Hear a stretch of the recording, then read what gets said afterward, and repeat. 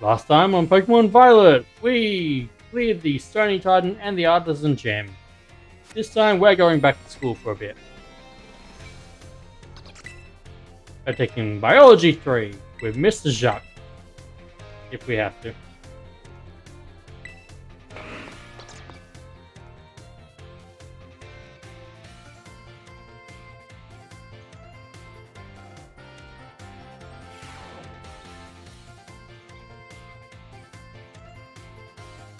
Hello! I hope everyone's ready to learn some new things today.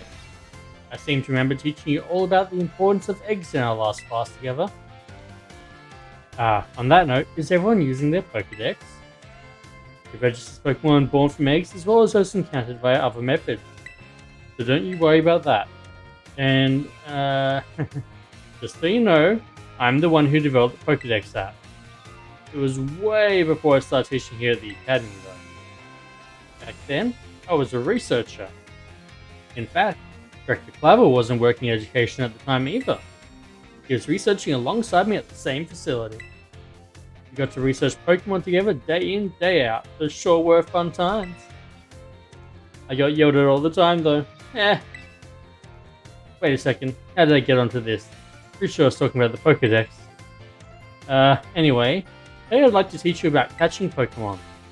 As you all know, a great way to catch a Pokemon more easily is to first lower its HP. But there's another way to put up your chances of a successful catch. Can you guess what it is? Prove you're stronger than the Pokemon. No. Inflict the Pokemon with a status condition. Wow, that's right, Ruin. Great job! The correct technique for making Pokemon easier to catch is to inflict them with a status condition. Sleep is an especially effective status condition. It makes Pokemon drastically easier to catch. If you have a Pokemon that can use moves that put opponents to sleep, like Sleep Powder or Hypnosis, filling up your Pokedex will be a cinch. There are other ways to improve your catch rate as well, like using Pokeballs, specifically designed to be effective against certain Pokemon. Eating food that gives you catching power works too, or sneaking up on Pokemon from behind to catch them by surprise when you start a battle. If you're having trouble, you may want to make the rounds to the gyms to get gym badges. Earning gym badges will make it easier to catch Pokemon of higher and higher levels. See, they can sense the badges and they can understand nothing but fear of them. Please do come show me your Pokedexes once they start to fill up. Another day, another enjoyable class. Oh yeah, don't forget, our next class will be a test. Shit. We all love tests, right?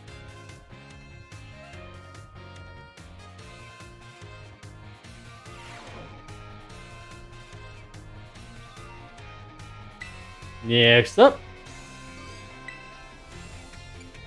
Oh, we can just go straight into the midterm. Okay. Let's get our grades up.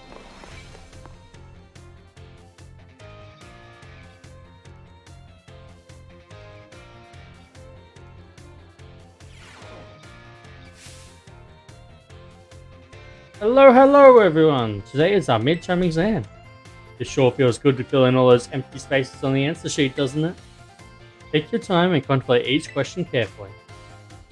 What button would you use to let a Pokemon out of its ball so it can walk with you?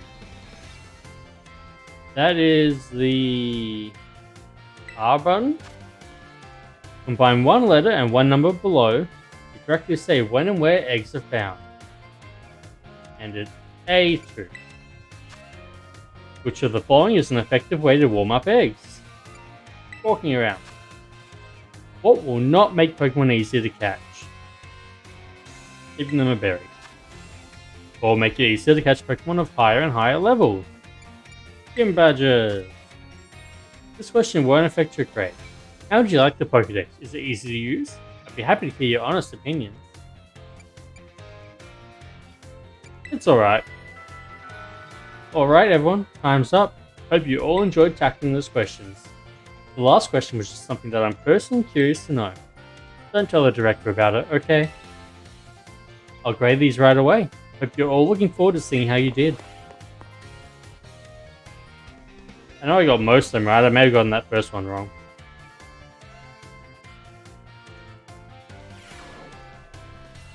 Feels great to get a test out of the way, doesn't it? Let's take a look at your result.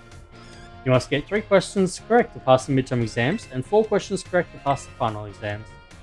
Let's see how you did on your biology tests. You answered 4 out of 5 questions correctly. Yep. Mr. Jacques asked us to give this reward to any students who passed the exam. Nice. Keep doing your best. Yeah, I got the R question wrong. It's ZR. I wasn't sure if sending it out to battle and do that form is the same as sending out to walk with you or not. And I guess it's not.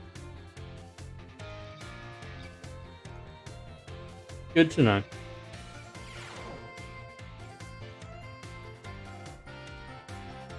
Hello everyone, let's have a fun class today. Tell me, you all enjoy fortune telling, horoscopes and the like? I think it feels great to read your horoscope and see where it says good luck is coming your way. So today I'd like to teach you all math while focusing on the topic of luck. Perhaps you've seen the following phrase crop up during Pokemon battles before. A critical hit. Wait, do we have an overlay or something that tells us about this stuff? When a Pokemon's attack lands as a critical hit, the damage it deals is increased by half. In other words, it is 1.5 times as much damage as it normally would. It is truly luck that determines whether your Pokemon lands a critical hit, or has one land on it. This can cause a great upset in battle. Does anyone know what % chance a Pokemon has of landing a critical hit? I honestly have no clue.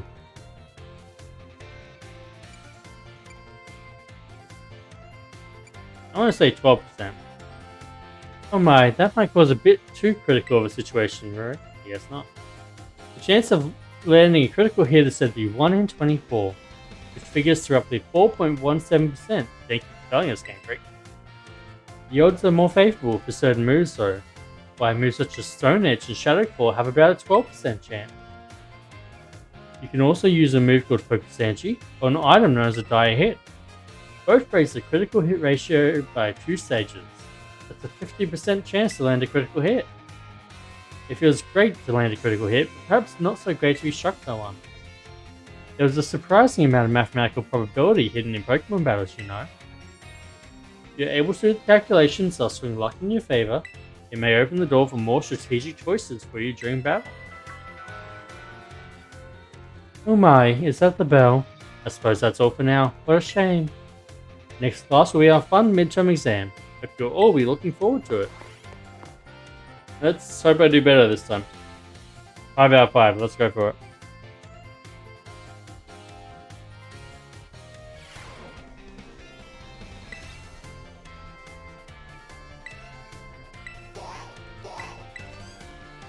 Yes please, let's do the midterm.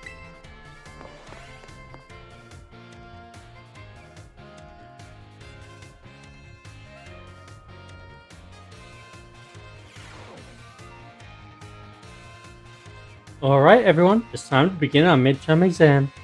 I'm sure the fun experiences you all had in my class will serve you well as you answer. How much damage does Water Gun do when it hits the fire type damage Pokemon? Double damage. How much damage does Razor Leaf do when it hits the fire type Pokemon? Half damage. If you spent 2,000 on as many 200 Pokeballs as possible, how many would you get? Quick question, 11 because it's Premier Ball. What % chance does the Pokemon usually have to land a critical hit? And it was about 4%. How much damage does the move deal when it lands a critical hit? 1.5 times as much. Alright everyone, time is up. Put your hands on your laps now. You're all concentrating so hard, I can't wait to see how you did. You go and ask for your scores at the front desk and then take a nice break. 5 out of 5? I remember that trick question got me when I first heard it. Because it wasn't just math, you had to know about the Premier Ball thing. 5 out of 5, there we go. More candy.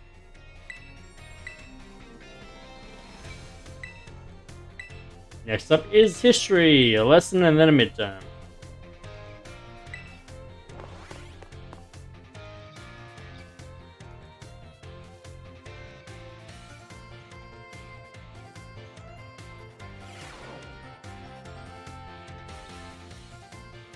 Greetings, my fellow students. Whatever you did yesterday is now part of history.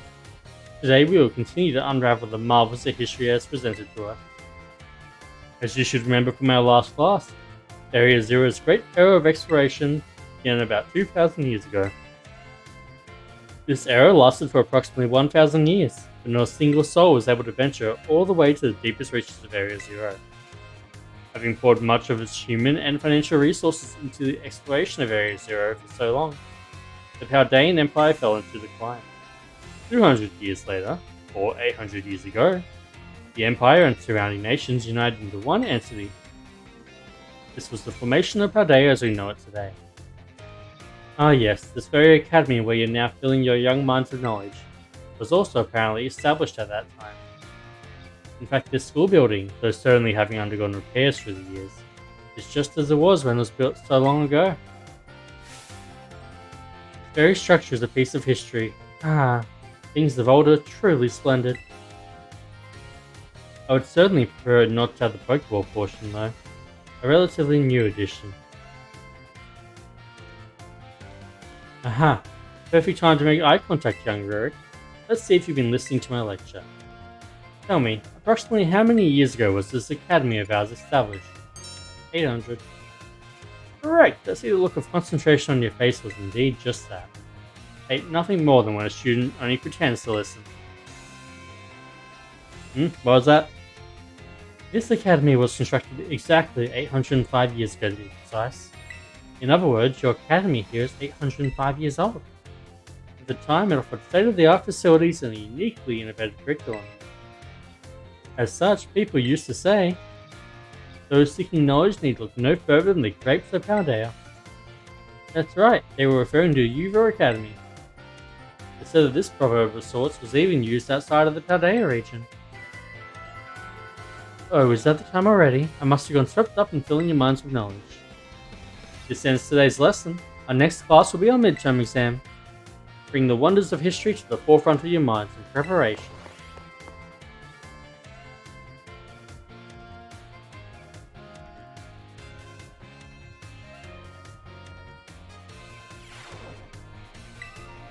Let's get our next exam done.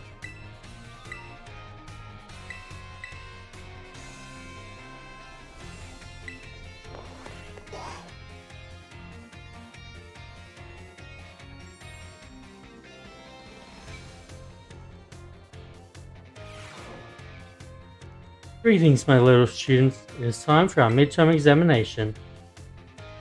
Summon your historical knowledge from the dark recesses of your mind and answer the questions.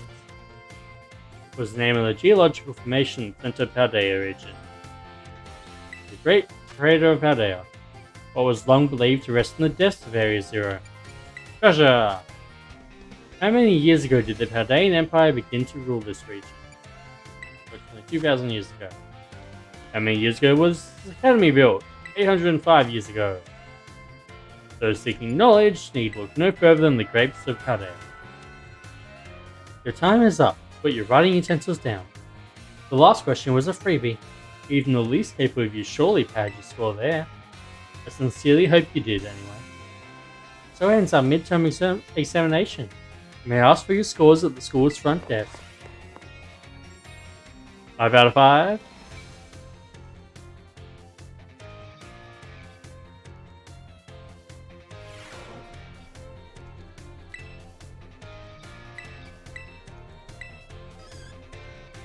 Five out of 5.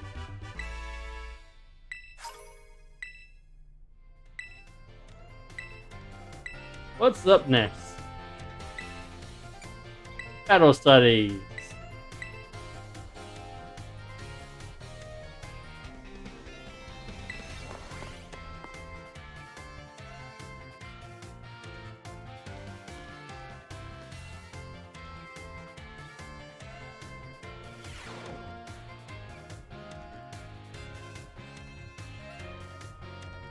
Another day, another round of battle study. Oh, so let's get right to it. Last time we learned about Terra raid battles. Did any of you have a chance to try them out? Terra Pokemon are super strong, and the more difficult ones will use an even tougher tactic that you'll need to deal with. I'm talking about the Terra Shield. What happens while Pokemon has its Terra Shield up, you ask? Well, it'll take way less damage for one. There's a big effect on morale too. When trainers see that shield go up, they feel doomed. Like there's no way to win the battle. So here's a question for you. If the Pokemon you're battling puts up his Terra Shield, what should you do? Call your parents, close your eyes and give in. Terrasilize and attack it. That's right, you're a regular Terra Raid Battle Master, aren't you, new kid? Regular attacks don't work so well against Pokemon that have their Terra Shield up, but having your Pokemon Terrasilize is an effective method to overcome that issue.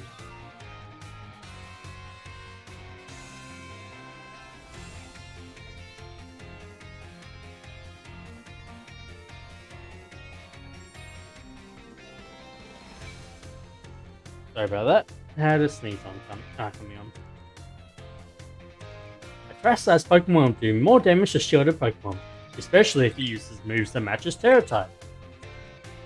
Dealing enough damage to a Pokemon with its Terra Shield up can destroy the shield and break the Pokemon's stand.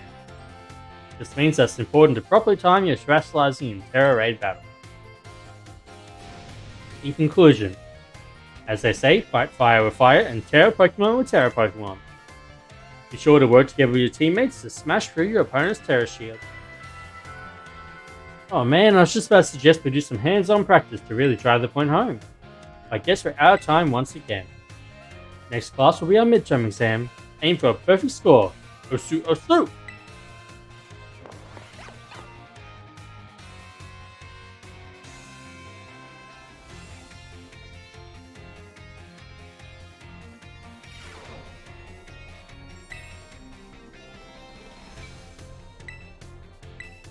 Oh, nope, no. I mean, we will, but not yet. We have the Battle Studies midterm.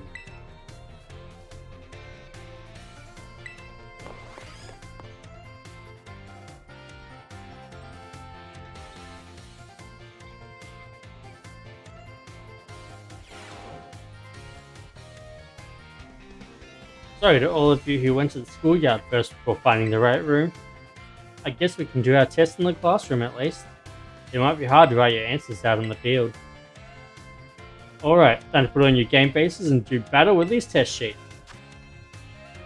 The higher a Pokemon's special defense, the less damage it takes from special attack. Which of the following has no effect on the move's damage? The move's name. How many trainers are on a Terra Raid battle team? 4. What is an effective method of breaking an opponent's Terra Shield? Terrasilizing and attacking. What is Miss Dendra's favorite type? I'm assuming... Ooh, actually.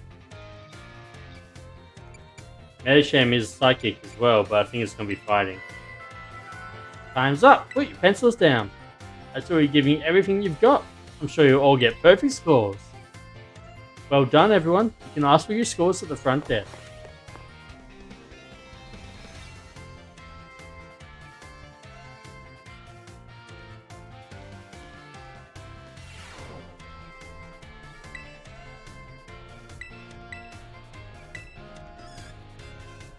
Yes! 5 out of 5. I guessed the right, right. Thank you. More candies. Next up is home ec, Mr. Sagaro. We have a class and we have a midterm.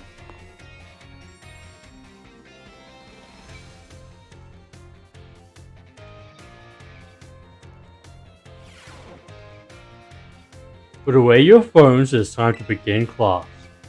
In my last class I taught about HP restoration. However, after class I was asked by several of you about PowerPoint, commonly known as PP. Yeah. When a Pokemon loses all of its HP, it faints and can no longer battle. What then happens to a Pokemon when it loses all of its PP? It can't use moves. Perfectly correct, Master Rogue. Perhaps you noticed from first-hand experience, not anytime recently. When a Pokemon runs out of PP, it can no longer use its moves. However, each move has its own stored PP. They can mitigate PP loss by using a variety of moves rather than just one move respectively. If a Pokemon loses all PP for all of its moves, it will only be able to use Struggle, an action that also damages the Pokemon that uses it. In order to avoid this predicament, PP can be restored at Pokemon Centers along with HP. Items such as Ethers and Max Ethers can also be used to restore PP. Be careful not to confuse potions with Ethers in the heat of battle. However, Ethers are not sold at shops, so you should use them judiciously if you find them. The stronger the move, the lower its maximum PP. Do not waste uses of these moves unless you wish to quickly run out of PP. It is important to find balance in a Pokemon's set of moves. As you can see, HP isn't the only thing you must keep an eye on while adventuring your Pokemon. Hope that you will take care of to ensure that your partner Pokemon can perform at their best, as you each engage in the treasure hunt. Our time together has come to an end for today. Our next meeting will be an examination day. Be sure to review well in preparation.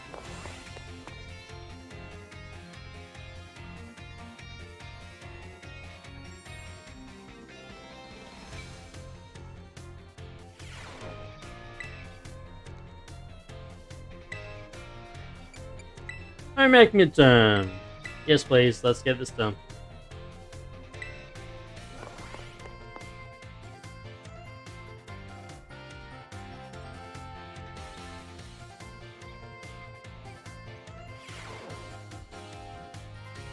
The time has come to test how well you have all learned here in my class.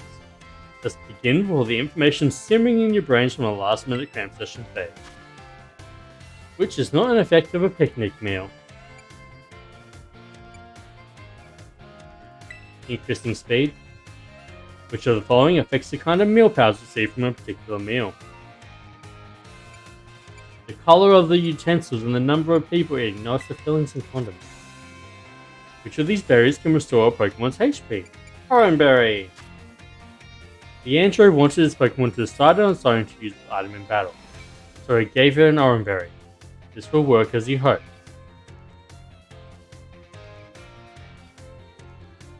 Yes, I think so. If a move runs out of PP, it can no longer be used. If a move runs out of PP for all its moves, it can only sit there in frustration. False. It will struggle! The time for answering questions has come to an end. Please stop writing.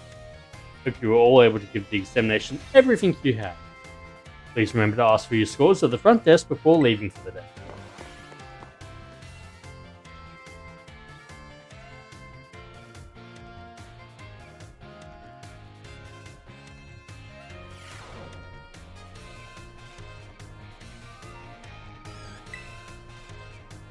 No, I got at least 4. How did it go? 5 out of 5. Sweet.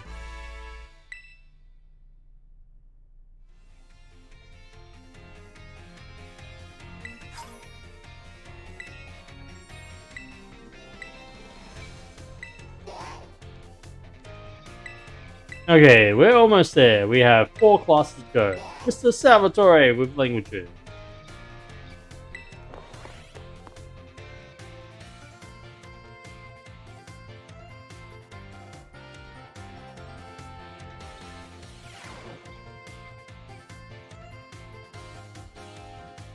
My dear students, how are you all today? Feeling good, I hope? Je m'appelle Salvatore. My name is Salvatore. Merci beaucoup. That is, thank you very much for your attention here in my class. I'm so happy for this chance to re-experience my younger days with you all. Do you know what Salvatore means? It means savior. So just imagine I'm here to save you from spooky new languages. Funny, no? That's right, my classes will teach you about various languages from different regions. You may say good morning or hello as a greeting, but people from elsewhere may say bonjour or salut. I've heard there's even a popular streamer out there who smashes several languages together and says hello, hola, ciao and bonjour. There are so many regions out there in our world, and each can have their own unique languages. Gracias, merci, Gigi, arigato, danke. These all have the same meaning. Can you guess what it is? Thank you. Well, oh, Rurik, was it? Bravo! That's correct. And speaking up is important in language learning too. Gracias, merci, Gigi. These words all mean thank you. I guess some of you probably knew at least one of those. Despite meaning the same thing, their lengths and sounds are all different. Isn't that interesting?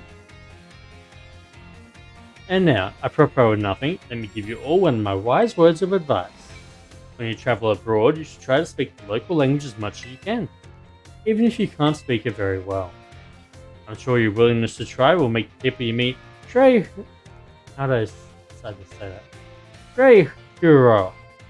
happy. Honestly, from my experience, just being able to say hello, delicious, and thank you in the local language will get you pretty far. For everything else, just pretend you're Mr. Mime and gesture away.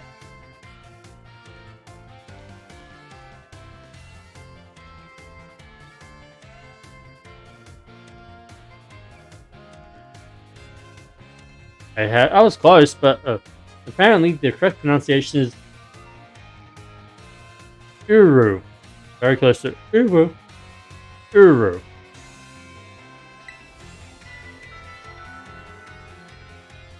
And for feminine, Uru. Oh, there's that pesky bell. I guess that's all the time we have for today. Well, adios, matinee, à la prochaine. See you later, everyone. No, I do not know lots and lots of languages. I know English and I know enough about the Romance languages to have a good idea of how to pronounce it. That's about it. Languages too!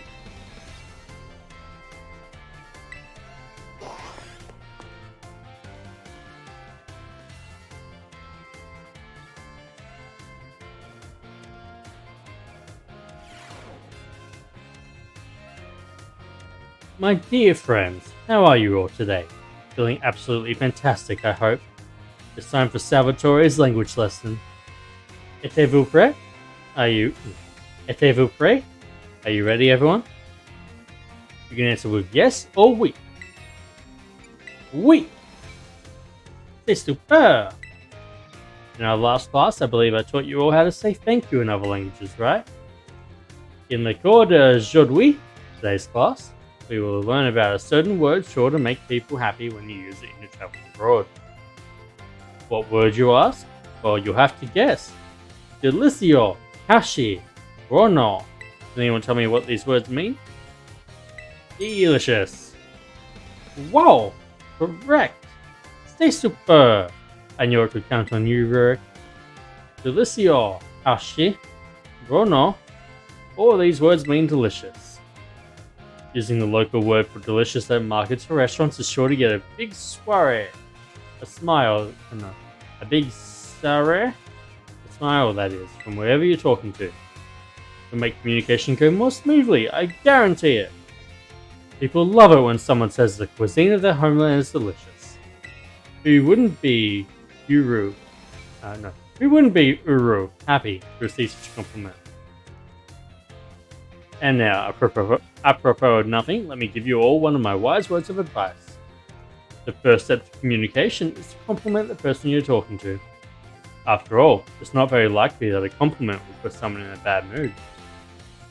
This doesn't only apply to people in other regions either, it's the same for all of you too. You can put this tip to use with your classmates.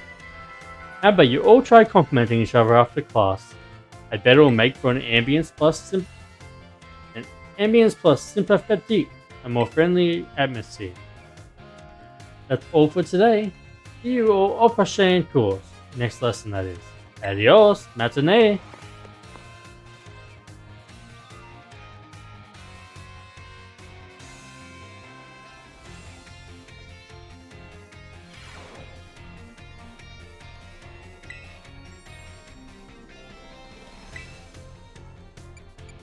Oh, we have all the way to the midterm on this one. Okay, we have more to do than I realized.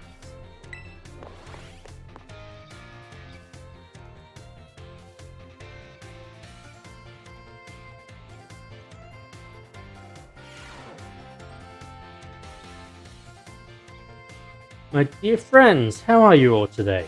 You certainly look fantastic. It's time for another one of Salvatore's language lessons. Êtes-vous prêt? Are you ready? Ahem. Êtes-vous prêt? Are you ready? Oui. Très bien. Very good. My lessons are not a one-way street. No, no. I am très triste when no one speaks up. Very sad, that is. In our last class, I believe I taught you all how to say delicious in other languages, right? In the cours d'aujourd'hui, today's class, we will learn about a very special phrase that you can put to use when the time is just right. Ashitiru, je t'aime, te amo, ich liebe dich. Does anyone know what these phrases mean? Pretty sure it means I love you. Fantastic, correct. Correct. You deserve a medal d'or, a gold medal. Je t'aime, te amo, ich liebe dich. These three phrases you may know, I think. Why? They're all quite famous ways to say I love you. Oh my, have I embarrassed you all, my friends? What they mean is little garçons et filles. Shy boys and girls, that is. I think that's going to be pronounced fields. It's so very important to express your feelings about things to others, you know. This is especially true for positive emotions. If you get married someday and argue with your spouse over some silly little thing, all you have to do is apologize and say, I love you, et tout ira bien. And all will be well, that is. I should know. Just last week I had a big argument with my fam, my dear wife, that is. But I was quick to say I'm sorry and all was well. You sure about that, mate?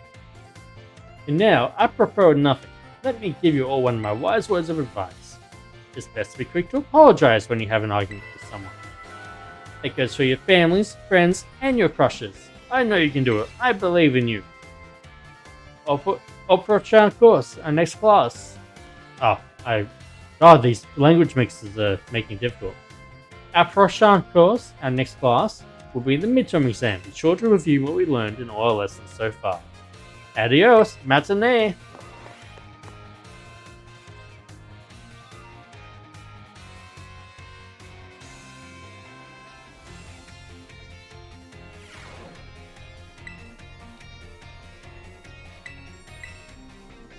Midterm time!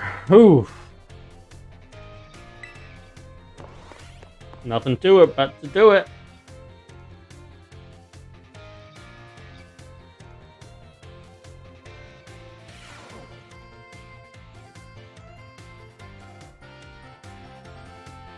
Aujourd'hui, today, we take our midterm exam. Détendez-vous, relax that is, and do your best. Êtes-vous prêt? Are you ready? Let's begin. Gracias, arigato, merci, and shishi will share the same meaning. What is it? Thank you. Which of the following means delicious? Delicio. Which of these phrases doesn't belong? Time to rate. When speaking with a person, what is the first step to smooth communication? Bury them in flattery. No, compliment. What is your beloved teacher's name? Theodore. He wants us to say Salvatore. C'est fini. Time is up. Posez vos stylos. Put down your pens, that is. I hope that was easy enough for you, especially that dernier question, that last question. I'm sure you all did great. Bravo, my friends. You can check your scores at the school's front desk.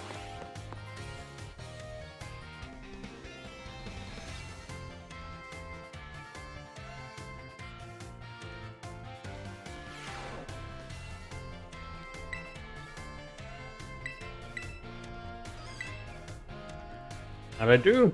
Yay! 5 out of 5. I do like languages. I find them fun. Okay, one more set of classes. I assume we're going to have all 4 of them. Start with Mr. Hassel.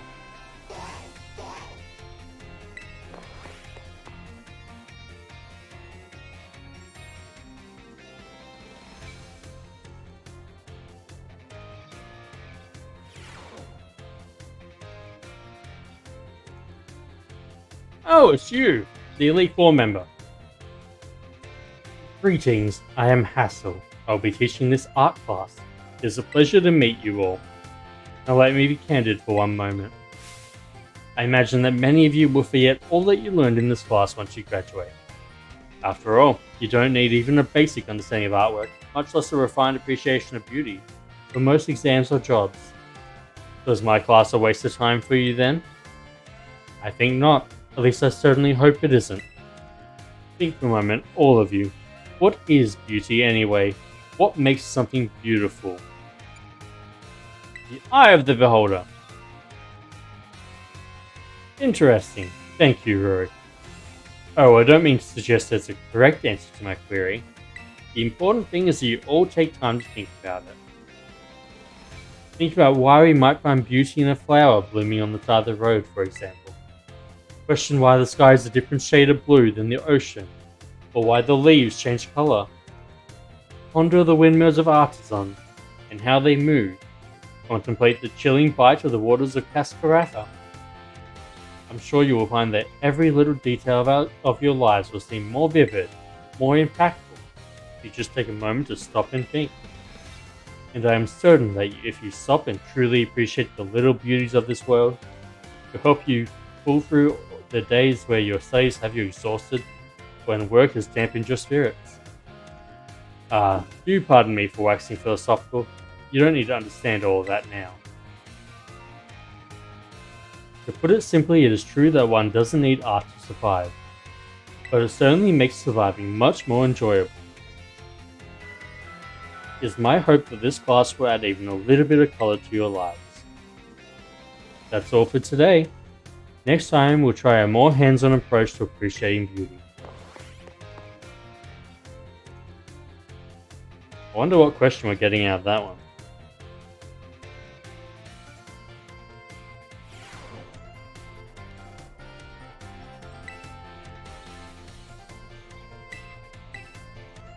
Art 2. Art 2. Both are Art 3 and Art midterm exams.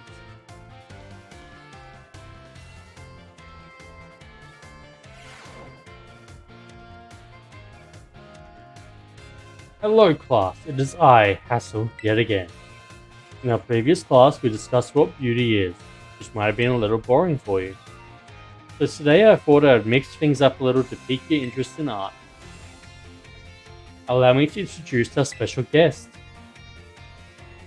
Gibble! Gibble! This is Professor Gibble, the assistant lecturer for today. Now then, Professor Gibble, if you'd be so kind as to rationalize for us. Lamb! My eyes! Grass type Gibble.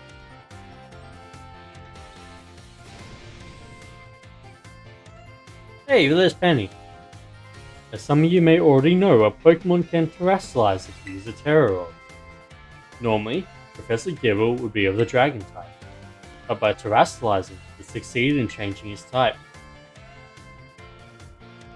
So class, what type do these lovely glistening flowers above Professor Gibble's head represent? Grass type! Excellent, Root. Full marks for you. These beautiful flowers blooming above Professor Gibble's head show that it has now become a grass type. The shape of the Terra jewel above Pokemon's head depends on the Pokemon's Terra type. Summarized, if an opponent's Pokemon terrestrializes during battle, observe a Pokemon's Terra jewel closely to see which type it has become, and choose effective moves accordingly. It is my sincere hope that today's lecture will help you all achieve beautiful victories. The Terrastat phenomenon is indeed a fascinating and deep subject to discuss. That is it for today, class. Thank you, Professor Gibble, for your help. Blame Gib! That's actually something that tripped me up a couple of times. I kept thinking that, it's adding a type, not replacing the type, and so that it would, be like dragon, ground, and grass. Art 3, followed by Art midterm exam. We are getting there. A couple more to go and we're done.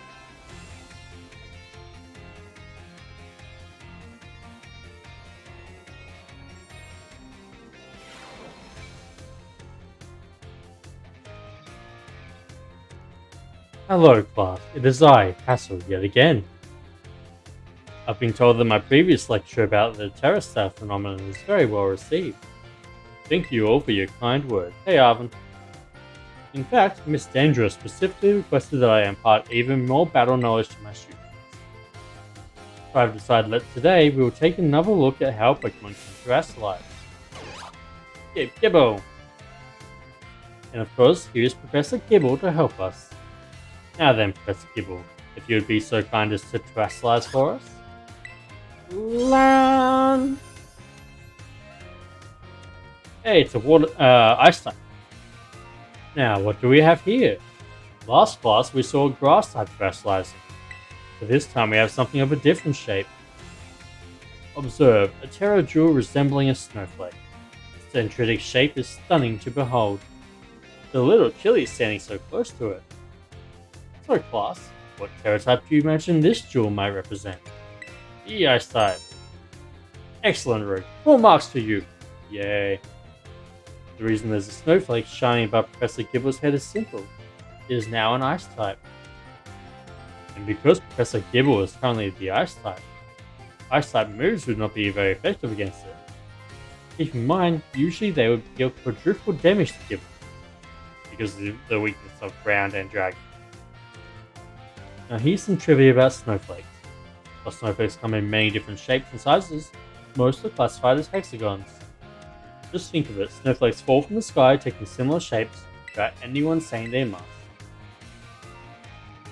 Do you not feel the great mystery of nature, beautiful enigma we live in? This is a bit of a tangent, but Mr. Jacques' glasses are also hexagonal, aren't they? I almost forgot to mention that you can change a Pokemon's Terra type out of the treasure eatery located in Medali. But I must say, the cook there is a little prickly. You'll need to get on a good side if you want to help. Now, I'm prepared for the next class because it's time for your midterm examination. Thank you for today, Professor Gibble. I'm Gib! Let's do it. One exam to go and then we're done skis for now.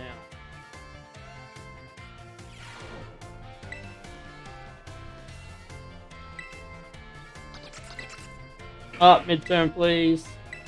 Yes, please.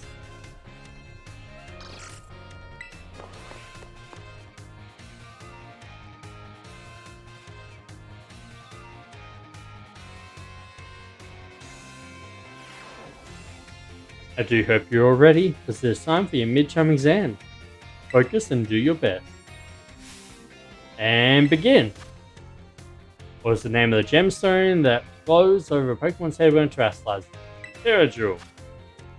When the answer to the question 1 is in the shape of flowers, what type does it represent? The grass type. What shape are most snowflakes classified as? The hexagon, right? What is the eatery that allows you to change a Terra type? Oh, where? Medali. What makes something beautiful? There's no correct answer. Time's up. That's it for today's test. Pencils down, please. I'd rather not have students worry about passing or failing in my art class. But tests are tests after all. Anyway, good work everyone. You can check the results at the front desk.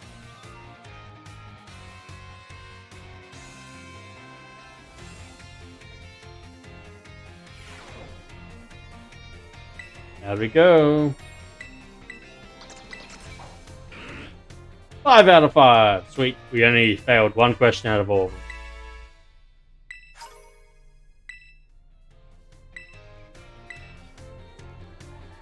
And that is our school days done.